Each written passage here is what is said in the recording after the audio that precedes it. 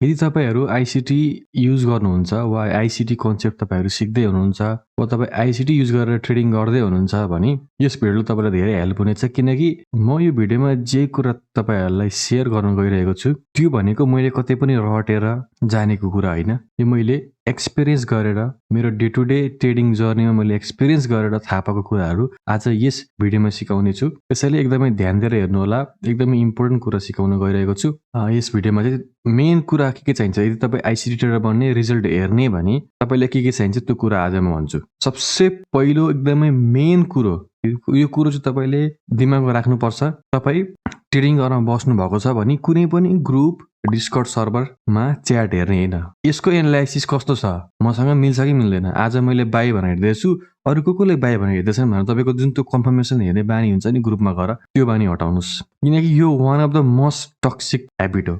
तपाईलाई आफ्नो एनालाइसिसमा भरोसा छैन तपाईलाई अरूबाट कन्फर्मेसन मिल्नु पर्ने हुन्छ त्यसैले यो बानी हटाउनुस् पहिलो मेन कुरो है र अब चाहिँ हामी एक्चुअली हेरौं के चाहिन्छ भनेर पहिलो यदि तपाई आईसीटी ट्रेडर बन्ने वा आईसीटी डे ट्रेडर बन्ने भने तपाईलाई सबसे मेन कुरो के थाहा हुनुपर्छ भने डेली बायस थाहा हुनुपर्छ आज मैले के गर्ने बाई गर्ने कि सेल गर्ने वा कुन पोइन्टमा पुगेपछि बाई गर्ने कुन पोइन्टमा पुगेपछि सेल गर्ने भनेर तपाईहरुलाई त्यो कुरा थाहा हुनुपर्छ ओभरअल तपाईलाई न्यारेटिभ हेर्न आउनुपर्छ डेली बायस थाहा हुनुपर्छ मार्केट कहाँ जान सक्छ भनेर अब मार्केट कहाँ जान सक्छ हैन आज बाई गर्ने कि सेल गर्ने भनेर अब यदि तपाईले त्यो ग्रुपमा गएर हेर्नुहुन्छ भने र तपाईलाई आज बाई गर्ने भनेर लागिरहेको छ अर्कोले सेल गर्ने भनेर लागिरहेको छ भने अर्कोले त्यस्तो शेयर गरिरहेको छ भने के हुन्छ भने तपाईलाई अब डाउट लाग्न थाल्छ आफ्नो एनालाइसिसमा त्यस्तो कहिले पनि नगर्नुस् आफ्नो जे छ आजको तपाईको एनालाइसिस के छ त्यसलाई फलो गर्नुस् किनकि आईसीटी भन्ने बित्तिकै यो मार्केटको रुल छैन मार्केट यसरी नै मुभ हुन्छ हैन मार्केट मुभ आईसीटी के कन्सेप्ट अनुसारले मुभ हुन्छ भन्ने हैन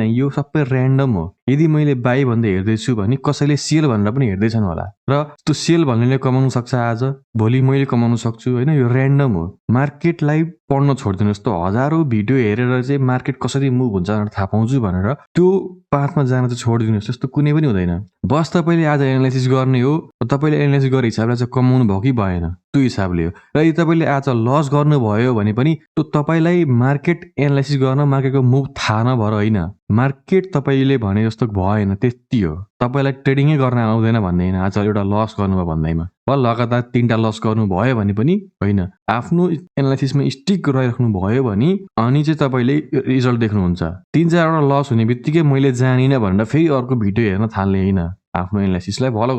फलो गर्नुस् है त डेली बायसको कुरा गर्दा के हो भने जहिले पनि अब डेली बायस हेर्ने भने डे ट्रेडिङ गर्नुहुन्छ हैन 5 मिनेट र 15 मिनेटमा इन्ट्री गर्नुहुन्छ अनि 4 आवर हेर्दाखेरि हुन्छ डे के चार्ट हेर्नुपर्छ भन्ने छैन तपाईले 4 आवर सम्म हेर्दा हुन्छ म चाहिँ 4 आवर नै हेर्छु किनकि मैले इन्ट्री गर्ने भनेको कि त 5 मिनेट कि त 15 मिनेटमा हो र डेली बायस तपाईले हेर्नुपर्छ डेली बायस भनेको आज के गर्ने तपाईले त्यो थाहा हुनुपर्छ तपाईलाई थाहा हुनुपर्छ मैले जस्तै मानौं मैले जस्तै यो अहिलेको सिनेरियो हेर्ने भने मार्केट ओभरअल के देखिन्छ त यो एउटा यहाँबाट एउटा ग्याप पनि थियो त्यहाँबाट मार्केट फर्किदैछ हैन फर्केर मुनि आयो हैन सबै यिनीहरु लोहरु तोडेर लास्टमा के छ भने यहाँसम्म आएर यो तोडेर माथि गएको छ अनि हामीले यहाँ हेर्ने हो भने यो स्विङलाई ड्र गर्ने हो भने यो 50 भन्दा मुनि छ हैन ओभरअल यो 62 देखि 70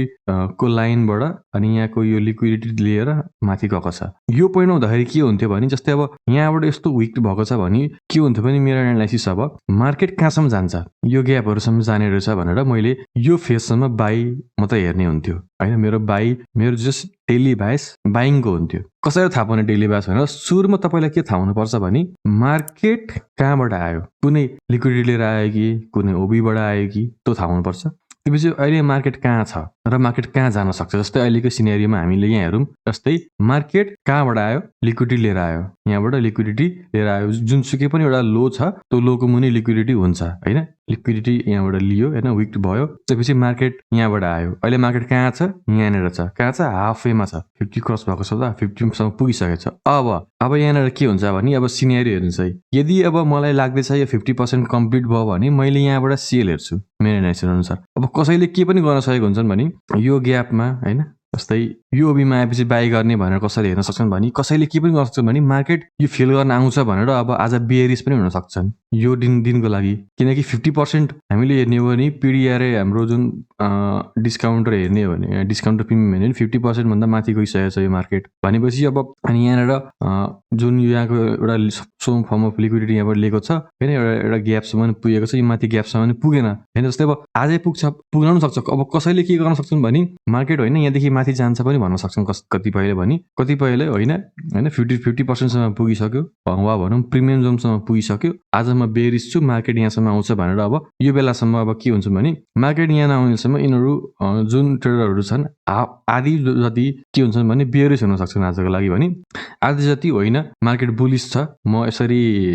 एगेन्स्ट द ट्रेन्ड म ट्रेड लिदिनँ मार्केट यहाँ आउँछसम्म पर्खिन्छु यहाँबाट अनि बाई हेर्छु भन्ने पनि हुन्छन्। मार्केट भनेको ऱ्यान्डम हो, तपाईँले एउटा रुल्स नै फलो गर्नुपर्छ रुल्स छ भन्ने हुँदैन। मलाई जस्तो मानौँ म चाहिँ बेरिस छु, मलाई बेरिस लागिरहेछ मार्केट यहाँसम्म जान्छ भन्ने मलाई लागिरहेको छ भने अब के म त्यत्तिकै अब सेल हेर्छु त यहाँनिर हेर्दिनँ नि त, त्यतिकै सेल हेरेर हुँदैन। अब यहाँनिर के हुन्छ आफ्नो सेटअप बनिनु पर्यो। सेटअप कसरी बनिनु पर्यो भने आजको जुन छ सिनेरियोज तपाईँको त सेटअप बन्छ कि बन्दैन हेर्ने हो। अब तपाईँको सेटअप बन्ने बित्तिकै पनि हुँदैन, त्यो सेटअप बन्नुभन्दा अगाडि लिक्विडिटी लिएको छ कि छैन होइन, एकदम मेजर ठाउँबाट लिक्विडिटी लिनु पर्यो। अब यहाँनिर हेर्दा तपाईँलाई के लाग्छ लिक्विडिटी कता छ, एउटा यही छ होइन, एउटा यो पनि छ, अहिलेको सिनेरियो यो छ किनकि अहिले कति बज्यो 7 साढे 7 भयो। अर्को के हुनसक्छ भने अहिले एसियन सेसन चल्दैछ र एसियन सेसनको एउटा रेन्ज हुन्छ, त्यो रेन्जको लिक्विडिटी लिएर सेटअप बन्यो भने के भयो त्यो अर्को कन्फर्मेसन भयो अनि त्यहाँनिर म सेल लिएर अनि यहाँ जान सक्छु, यो यहाँ टार्गेट गर्न सक्छु आजको लागि। र हामीले जहिले पनि के गर्नुपर्छ भने एउटा बाई साइड लिक्विडिटी र सेल साइड लिक्विडिटी चाहिँ हामीले खोज्नुपर्ने हुन्छ। र अब हाम्रो हिसाबलाई के छ भने अहिले यो सिनेरियोज हेर्ने भने यो भनेको के हो बाई साइड लिक्विडिटी हो, सेल साइड लिक्विडिटीको स्केल यो लोमा हो। यदि अब हामी बेरिस छौँ भने अब हामीले यो लोलाई टार्गेट गर्न सक्छौँ, तर अब हामीले ओभरअल ठुलो टाइम फ्रेम हेर्दा के देखिन्छ भने यो एउटा स्ट्रङ के छ ओबी देखिन्छ, त्यही भएर हामीले त्यो मुनिको टार्गेट गर्न सक्दैन, हामीले यही जोनलाई टार्गेट गरिदिन्छौँ है त। तपाईँहरूले ओभरअल आफूले के सिक्यो त्यो पनि हेर्नुपर्छ है, आफ्नो एक्सपिरियन्स भन्दा ठुलो लेसन कहीँबाट सिकिँदैन। जस्तै अब मैले के भने अब एउटा एसियन सेसन बन्यो र एसियन सेसनलाई माथि विक गरेर लिक्विडिटी लिएर अनि जुन हाम्रो सेटअप छ जुन क्लासिक सेटअप जुन तपाईँलाई म ड्र गर्दै आउँछु, जस्तै यहाँनिर मार्केट जस्तै यो एसियन सेसन चाहिँ रेन्ज भयो, त्यसपछि युरो सेसनमा चाहिँ यस्तो भएर आयो भने के भयो भने यो हाम्रो एउटा सेटअप बन्यो अनि यहाँनिर कतै एउटा ग्यापमा हामी इन्ट्री गरेर यहाँ टार्गेट गर्न सक्छौँ। यो त एउटा कुरो हो होइन, जस्तै एसियन सेसनको हाई लोलाई वा यहाँबाट रेन्जलाई तोडेर लिक्विडिटी दियो भने एउटा कुरो भयो। र कुन ठाउँबाट लिक्विडिटी लिँदा मेन इम्पोर्टेन्ट हो भने एउटा के भयो भने यो एउटा एसियन सेसन वा युरोपियन सेसनसँग पनि हुनसक्छ, यदि युरोपियन सेसनमा पनि रेन्ज भयो र न्यू सेसनमा चाहिँ यस्तो भयो भने पनि त्यो एउटा भ्यालुएबल सेटअप बनिन सक्छ होइन। तपाईँहरूलाई मैले भने लिक्विडिटी चाहिँ लिनै पर्छ। लिक्विडिटी कस्तो ठाउँबाट लिनु पर्यो भने कि त एसियन सेसन र जुनसुकै पनि एउटा सेसन्सको हाई लो तोड्यो भने त्यो एउटा लिक्विडिटी टेक गरेको मानिन्छ। र प्रिभियस डेको हाई छ भने जस्तै प्रिभियस डेको हाई कुन छ त, प्रिभियस डेको त हाई नै यो छ नि त, प्रिभियस डेको हाई तोडिसकेको छ भनेपछि त्यो इम्पोर्टेन्ट भएन। अब डेली आजको हाई चाहिँ कुन छ, यो छ, आजको हाई पनि होइन यो हिजोकै हाई हो, मतलब प्रिभियस हाई भनेको यो रहेछ, आजको हाई भनेको लगभग हेर्ने हो भने 245 भने हाम्रो यो हाई यो हुन्छ होइन। अब जस मानौँ हामीलाई आजको हाई त्यति इम्पोर्टेन्ट भएन किनकि हिजोकै हाई यहाँनिर छ भनेपछि प्रिभियस डे हाई त्यो पनि एउटा इम्पोर्टेन्ट जोन हो, यो जोन हो। र अर्को के हुन्छ भने इक्वल हाई लो हुन्छ नि, कहिलेकाहीँ एउटै ठाउँमा चाहिँ दुईवटा हाई बने हुन्छ नि, त्यो पनि इम्पोर्टेन्ट हुन्छ भने अर्को ट्रेन्ड लाइन लिक्विडिटिज एकदम ट्रेन्ड लाइन बनेको छ र त्यहाँबाट लिक्विडिटी लिएर अनि सेटअप बन्यो भने त्यो पनि एउटा भ्यालुएबल सेटअप हुन्छ। र अर्को भनेको लिक्विडिटी रेट हुन्छ। लिक्विडिटी रेट भनेको कस्तो भने यस्तो यो धेरै एउटा यसरी मार्केट मुभ हुँदै आएको हुन्छ र यसरी एउटा विकले लिक्विडिटी हन्ट गरेर गइदिन्छ नि, त्यस्तो पनि एकदम इम्पोर्टेन्ट हुन्छ। त्यसपछि बनेको सेटअप पनि हेर्दा हुन्छ। यसै गरी जस्तै अब तपाईँहरूलाई जियो सेटअप हेर्दाखेरि चाहिँ यसरी हेर्नुपर्ने हुन्छ, एकदम इम्पोर्टेन्ट लिक्विडिटी कता छ त्यो हामीले मार्क गर्नुपर्छ। र त्यो भनेको अघि मैले भने एसियन सेसन अनि युरोपियन सेसनको हाई लो हुनसक्छ, डेली हाई लो हुनसक्छ, previous day high and low high low हुनसक्छ, विकली हाई लो हुनसक्छ, इक्वल हाई लो हुनसक्छ, ट्रेन्ड लाइन लिक्विडिटी हुनसक्छ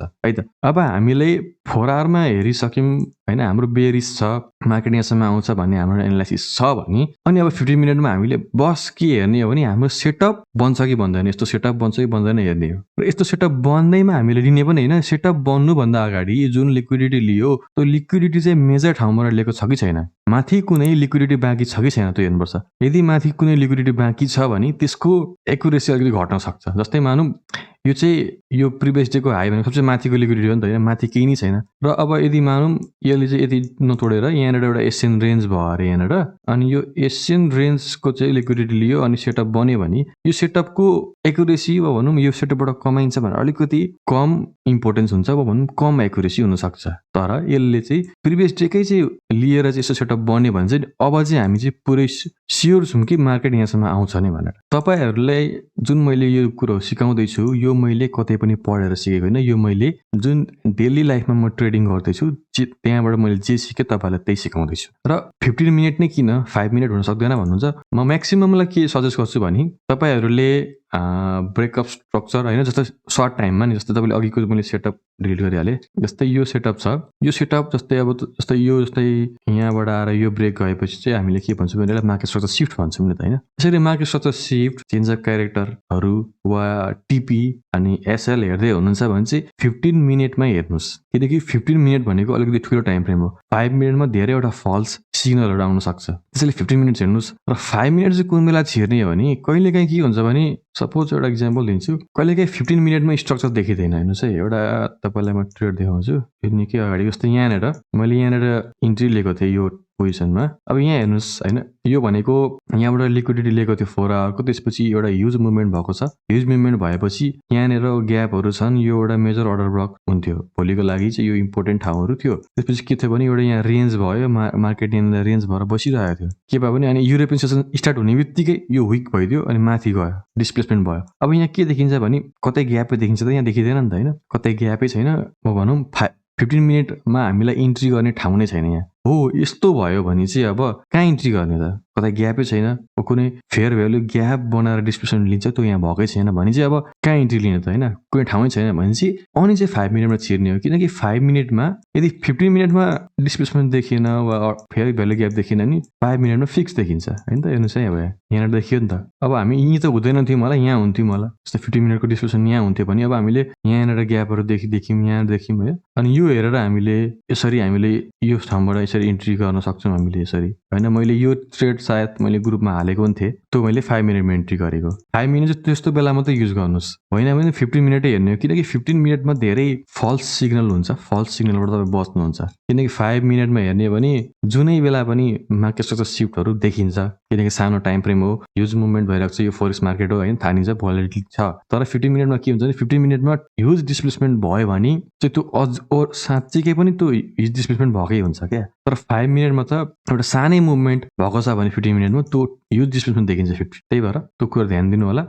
र सबसे मेन भनेको डेली बायस थाहा पाउनुहोस्, आज के गर्ने भनेर एउटा तपाईँको नेरेटिभ बनाउनुहोस्। आज मार्केट कहाँ छ, कहाँ जान सक्छ, त्यो तपाईँको आज एउटा एनालाइसिस गर्नुहोस्। मैले एनालाइसिस गरेँ नि 4 आवरमा, त्यसरी नै तपाईँहरूले पनि एनालाइसिस गर्नुहोस् कहाँसम्म जान सक्छ, अनि त्यस हिसाबले सेटअप हेर्नुहोस्। र यो जुन यो ट्रेडिङ ग्रुपहरूमा गएर कन्फर्मेसन हेर्ने, अरूलाई सोध्ने आज बाई कि सेल होला भनेर त्यो बानी हटाउनुहोस् यदि ग्रो गर्न मन छ भने। लास्ट छ यो भिडियोबाट केही सिक्नुभयो होला। यो भिडियोमा राम्रो रेस्पोन्स आयो भने नेक्स्ट भिडियो चाहिँ म ओबी कसरी ड्र गर्ने होइन, हाई प्रोबेबिलिटी ओबी कसरी ड्र गर्ने त्यस भिडियो बनाउने छु नेक्स्ट। तर त्यसको लागि चाहिँ भिडियोमा राम्रो रेस्पोन्स आउनु पर्यो। किनकि यो भिडियोमा राम्रो रेस्पोन्स आयो भने के हुन्छ भने मान्छेहरू इन्ट्रेस्टेड छन् यो टपिकमा भन्ने मलाई लाग्छ होइन। त्यसो हुँदाखेरि मलाई पनि अलिकति मजा आउँछ भिडियोहरू बनाउनको लागि है त।